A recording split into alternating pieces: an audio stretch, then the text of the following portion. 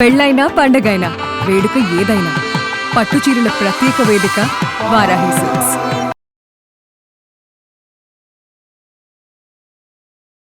నమస్తే, welcome to Suman TV. నేను మీ సాయి భైరి. ఐపీఎల్ 2026లో మ్యాచ్ నెంబర్ 12 ఈరోజు జరగబోతుంది.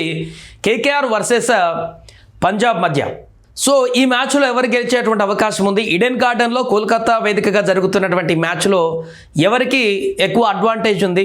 రెండు మ్యాచ్ల యొక్క బలాబలాలు ఏంటి అండ్ ఈడెన్ గార్డెన్లో ఉన్నటువంటి గత మ్యాచ్ల రికార్డులు ఏంటో కూడా పూర్తిగా తెలుసుకునేటువంటి ప్రయత్నం చేద్దాం. ముందుగా ఇది ఈడెన్ గార్డెన్లో జరుగుతుంది కాబట్టి ఇక్కడ ఈడెన్ గార్డెన్లో ఇప్పటివరకు జరిగినటువంటి మ్యాచ్లకు సంబంధించిన వివరాలు చూద్దాం. అలాగే గత 10 మ్యాచ్ల్లో పంజాబ్ అదేవిధంగా కోల్కతా ఫేస్ టు ఫేస్ తలపడ్డటువంటి మ్యాచ్ల్లో 5 మ్యాచ్లు కోల్కతా గెలిచింది, 5 మ్యాచ్లు పంజాబ్ గెలిచింది. సమానంగా ఉన్నారు, బలాలు రెండు సమానంగా ఉన్నట్టుగా చెప్పుకోవచ్చు ఈ రెండిట్లలో కూడా. ఇక ఈ యొక్క వెన్యూలో ఇప్పుడు జరిగేటువంటి మ్యాచ్ ఈడెన్ గార్డెన్లో వివరాల్లోకి వెళ్తే ఇక్కడ గ్రౌండ్ ఎలా కోఆపరేట్ చేస్తుందని. ఫస్ట్ ఇన్నింగ్స్ యావరేజ్ ఇక్కడ ఈ గ్రౌండ్లో 168 ఉంది ఇప్పటి వరకు యావరేజ్న. అండ్ సెకండ్ ఇన్నింగ్స్ యావరేజ్ వచ్చేసి 153 స్కోర్ ఉంది ఈ యొక్క గ్రౌండ్లో. యావరేజ్న కొంత బ్యాటింగ్ కూడా మంచిగా ఉంటుంది. అండ్ హయ్యెస్ట్ స్కోర్ ఇక్కడ గ్రౌండ్లో నమోదైన స్కోర్ చూస్తే షాక్ అవుతారు, 262 పరుగులు. ఇది కూడా చేజింగ్లో చేసినటువంటి పరుగులు అవి. లోయెస్ట్ డిఫెండెడ్ స్కోర్ వచ్చి 103, అంటే 103 పరుగులు కొట్టి కూడా ఇక్కడ టీము ఒకసారి తన విజయాన్ని కాపాడుకుంది, 103 కొట్టి గెలిచిందనమాట. అండ్ అలాగే ఈ గ్రౌండ్లో పేసర్లకి 66% అనుకూలిస్తుంది పిచ్. అదేవిధంగా స్పిన్నర్లకి 34% బౌలర్స్కి ఫేవర్గా ఉంటుంది, పేసర్లకి అదేవిధంగా స్పిన్నర్కి. అండ్ బ్యాటింగ్ ఫస్ట్ చేసినటువంటి టీం ఇప్పటి వరకు 43% గెలిచింది. బౌలింగ్ ఫస్ట్ చేసినటువంటి టీము 57% గెలుపు రేషియో ఇక్కడ మనకు కనిపిస్తుంది. అంటే చేజింగ్లోనే ఎక్కువగా మ్యాచ్లు గెలిచినటువంటి పరిణామం అయితే మనకి ఇక్కడ ఈ గ్రౌండ్లో కనిపిస్తుంది. ఇది ఈడెన్ గార్డెన్లో ఉన్నటువంటి గత రికార్డ్స్, అదేవిధంగా గత కొన్ని మ్యాచ్ల నుంచి జరుగుతున్నటువంటి పరిణామాలు. ఓవరాల్గా average score first innings 168, second innings 153 అలా వస్తుంది. అండ్ ఇప్పుడు కొంత బ్యాటింగ్కి అనుకూలంగా మారేటువంటి పిచ్లు ఉన్నాయి కాబట్టి ఈజీగా 200 స్కోర్ వచ్చేటువంటి వెన్యూ ఇది.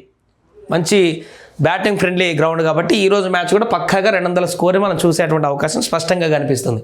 ఇక రెండు టీంల ప్లేయింగ్ 11ని కంపేర్ చేసి ఎవరికి ఎడ్జ్ ఉంది అనేది కూడా ఒకసారి మనం చూద్దాం.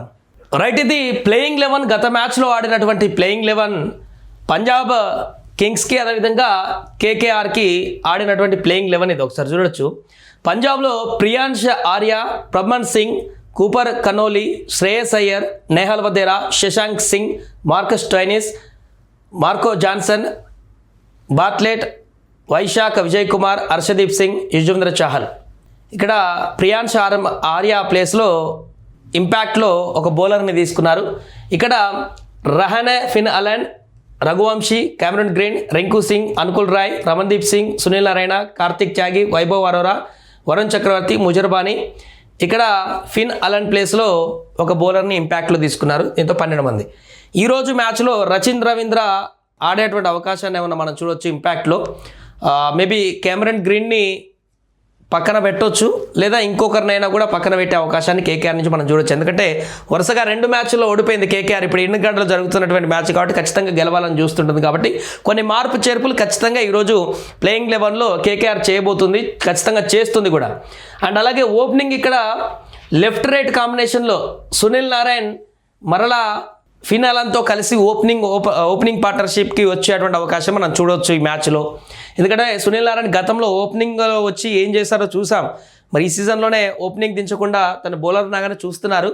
తన బౌలర్లానే కాకుండా పవర్ ప్లేలో ఉన్నటువంటి 2-3 ఓవర్లైనా కూడా 30-40 కొట్టేసి వెళ్ళిపోయేటువంటి హార్డ్ హిట్టర్ కింద సునీల్ నారాయణ చూస్తుంటారు. కేకేఆర్ వాడిందే ఓపెనర్గా కేకేఆర్ టీమే మొదట్లో సునీల్ నారాయణని, మళ్ళీ మధ్యలో ఆపేసినట్టున్నారు. బట్ ఇప్పుడు మళ్ళీ తీసుకునేటువంటి అవకాశం ఉంది ఇక్కడ. ఎందుకంటే ఒకవైపు ఫిన్ అలన్ విధ్వంసం చేస్తున్నాడు 1-2 ఓవర్లలో, దాంతోపాటు సునీల్ నారాయణ కూడా ఉంటే పవర్ ప్లేలో రావాల్సినటువంటి పర్ఫార్మెన్స్ వచ్చేస్తుంది. ఆ తర్వాత మిగతా వాళ్ళకి ఈజీ అవుతుంది. కాబట్టి ఈ ఐడియా ఇంప్లిమెంట్ చేస్తారు చూడాలి కేకేఆర్కి. అండ్ పంజాబ్కి వచ్చేసరికి ఇక్కడ పెద్దగా ఏం మార్పులు ఉండకపోవచ్చు, యాజ్ ఇట్ ఈజ్ ఉంటుంది.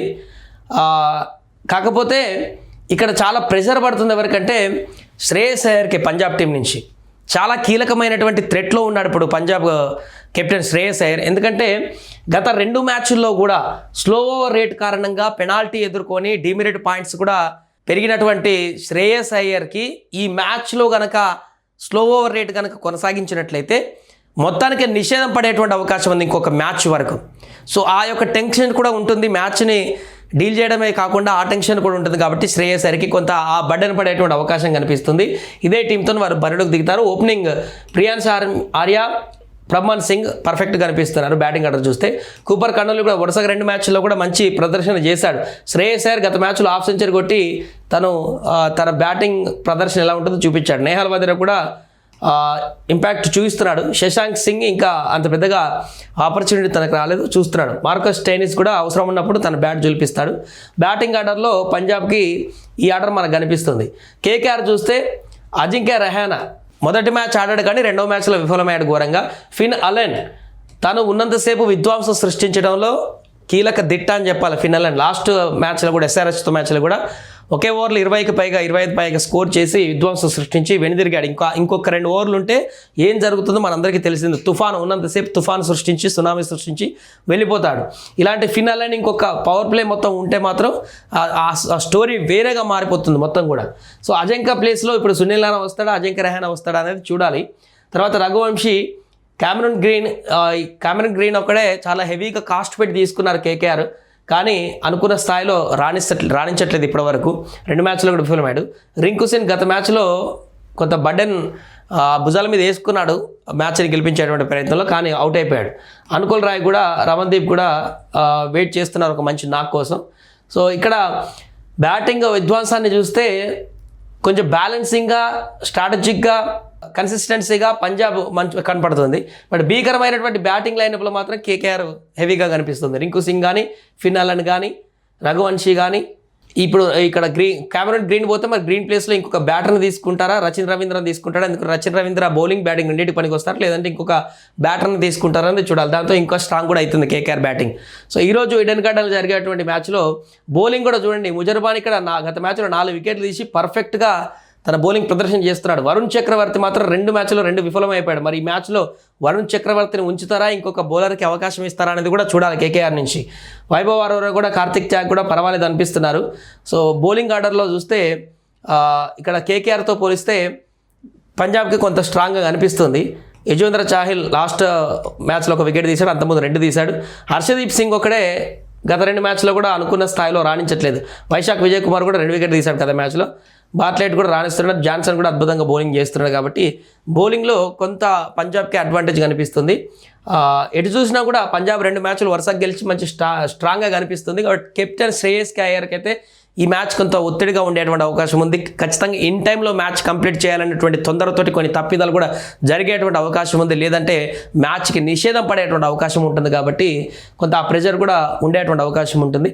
ఏదేమైనా పంజాబ్ కొంత స్ట్రాంగ్గా ఉన్నట్టు కనిపిస్తుంది. కానీ జరిగేది ఈడెన్ గార్డెన్లో మ్యాచ్ కాబట్టి ఇక్కడ ఎవరో గెలిచేటువంటి అవకాశం ఉందంటే ఇప్పటికి 2 మ్యాచ్లు ఓడిపోయినటువంటి కేకేఆర్ ఖచ్చితంగా 3వ మ్యాచ్ గెలవాల్సినటువంటి పరిస్థితి. కాబట్టి గెలవడానికి విశ్వ ప్రయత్నాలు చేస్తారు. ఫిన్ అలెన్ ఈసారి స్ట్రాటజీ ఇంకొంత మార్చి ఇంకొంత ఎక్కువ ఓవర్లు ఉండడానికి ప్రయత్నం కొనసాగించేటువంటి అవకాశం ఉంది. ఒకవేళ ఫిన్ అలెన్ కనుక నిలబడితే పవర్ ప్లే మొత్తం కూడా, లేకుంటే 10 ఓవర్ల వరకు నిలబడితే ఇక కేకేఆర్ టీం పరుగులను మాత్రం ఎవరు ఆపలేరు, అంత దారుణంగా వెళ్ళిపోతాయి. ఏదేమైనా కూడా నాకు అనిపిస్తుంది ఈరోజు ఈ రెండిట్లలో స్లైడ్ ఎడ్జ్ చూస్తే బిగ్ ఫైట్ అయితే ఉండబోతుంది, పక్కాగా టఫ్ ఫైట్ అయితే ఉండబోతుంది. కానీ కేకేఆర్ఏ గెలిచేటువంటి అవకాశాలు ఎక్కువగా ఉన్నట్టు నాకు కనిపిస్తుంది. ఈరోజు మ్యాచ్లో పక్కగా కేకేఆర్ కంబ్యాక్ చేస్తుంది, మంచి స్ట్రాంగ్గా బ్యాటింగ్ లైనప్ ఉంది. కాబట్టి కేకేఆర్ చేసేటువంటి అవకాశం ఉంది ఈ మ్యాచ్లో. అదేవిధంగా 40% పంజాబ్ గెలిచేటువంటి అవకాశం ఉన్నట్టుగా మనం చెప్పుకోవచ్చు ఈ మ్యాచ్లో. సో అలా జరుగుతుందని చెప్పలేం, బట్ నా అంచనా వరకు అట్లా జరగవచ్చు, లేదంటే లేదు కూడా. అండ్ మీకేమనిపిస్తుందో కూడా కామెంట్ చేయండి. కేకేఆర్ గెలుస్తుందా, పీబీఎస్కే గెలుస్తుందా, ఏది గెలుస్తుంది ఈరోజు మ్యాచ్లో అనేది కూడా మీ అంచనా కూడా కామెంట్ చేయండి. మ్యాచ్ తర్వాత మనం నెక్స్ట్ వీడియోలో, రేపటి వీడియోలో దీని గురించి కూడా మాట్లాడుకుందాం. ఇది నిజమవుతుందా లేదా, ఈ ఉన్నటువంటి స్ట్రాటజీ ప్రకారం ఏ రకంగా ముందుకు వెళ్తారు ఈరోజు టీం మెంబర్స్ అనేది చూద్దాం.